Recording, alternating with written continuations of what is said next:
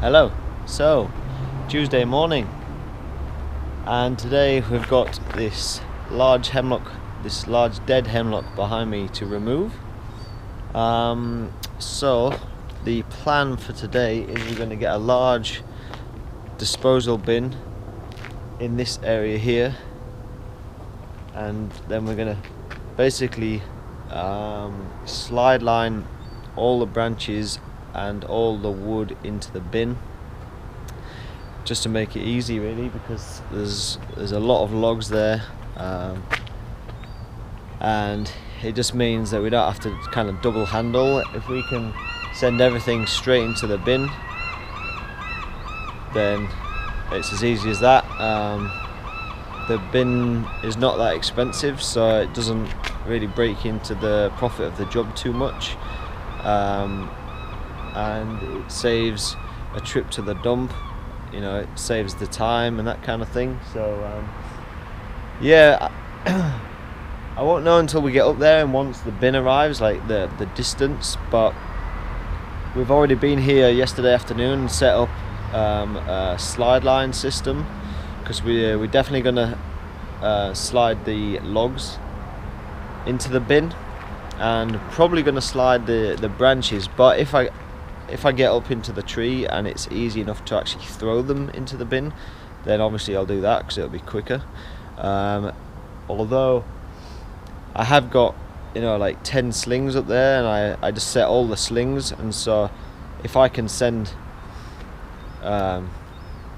6 or 7 slings down or branches down at a time, then it's going to be pretty quick anyway, and they're all going to make it into the bin. So who knows, we'll see later on in the video what happens there. So my rope is anchored in the good tree, but then I've put like a static redirect in the top of the dead tree, just because then I'm going to work the whole dead tree, and then once I get to the top and take the top out, I'll then take the static redirect out and have a high time point from the live hemlock. Just because I think it'll be easier to work from like that, and the same with the slide line system. Once I've taken the top out of the dead tree, I'm gonna then use the live tree for the rigging line and the slide line. So we've always got the height to make it easier. I kind of mix it up a bit. I just depend on how many crosses I want to do. But yeah, it's pretty much VT. But then sometimes I don't know. Sometimes I think it's the best thing in the world, and then sometimes I change and I'm like, oh, this is better. And yeah. Depends on how worn the hitch cord is, isn't it, really? And I suppose so. Stuff like that. Different ropes seem to work a lot better. Yeah, definitely. I've been up this tree the day before and actually set up all the rigging system, the slide line, and I'd set a bunch of slings already on these lowest branches, so I'd take those off first before I realised it was actually going to be slower to rig these down using the slide line, since we got the bin so close. So these next bunch of branches, I decided to make all the undercuts that I can reach with the chainsaw first, which means I don't have to pick up the saw, put it away, pick up the saw, put it away, pick up the saw, put it away. I can just do them all within reach, and then I'll put the saw away and use the hand saw so I can cut and hold safely these 7 or 8 branches. Also, because I'd already pre-installed a bunch of slings, it made them really useful as handles for cutting and holding, to be much easier and more comfortable just to hold the sling rather than grab hold of the branch itself. Yeah, and just take these slings off and just kind of keep them all together down there, because I'm not going to use them.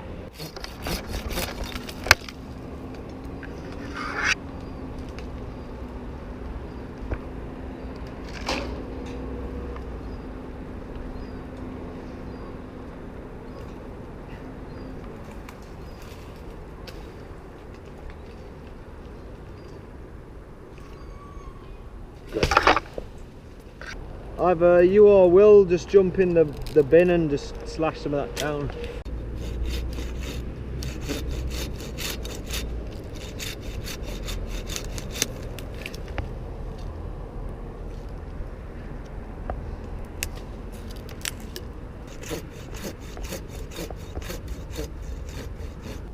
Yep.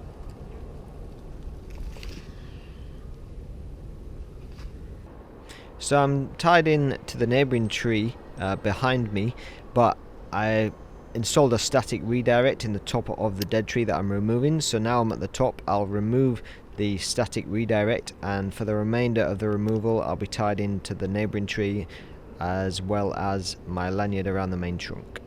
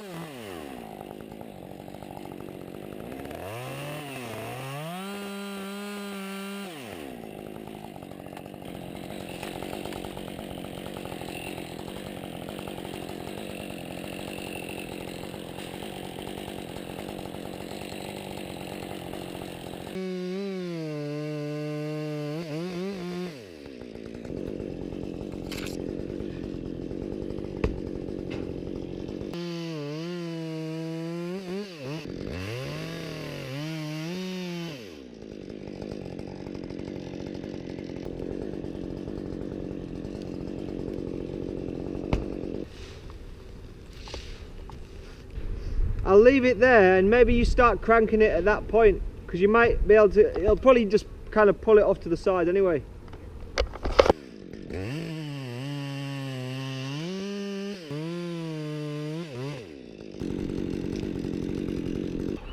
Okay. So at this point the slide line is tensioned, and once it's tensioned enough it will actually break the piece off, and the weight of the piece will then sit into the rigging line and also the slide line.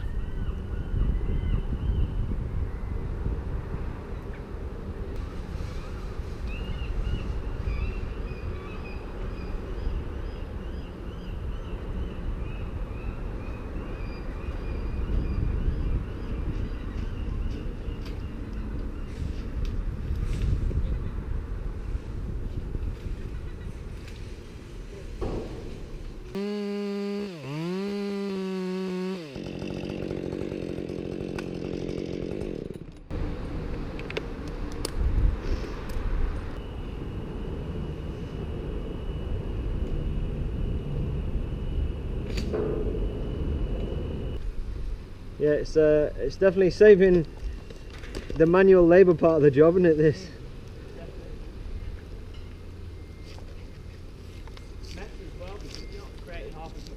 Yeah, that's right.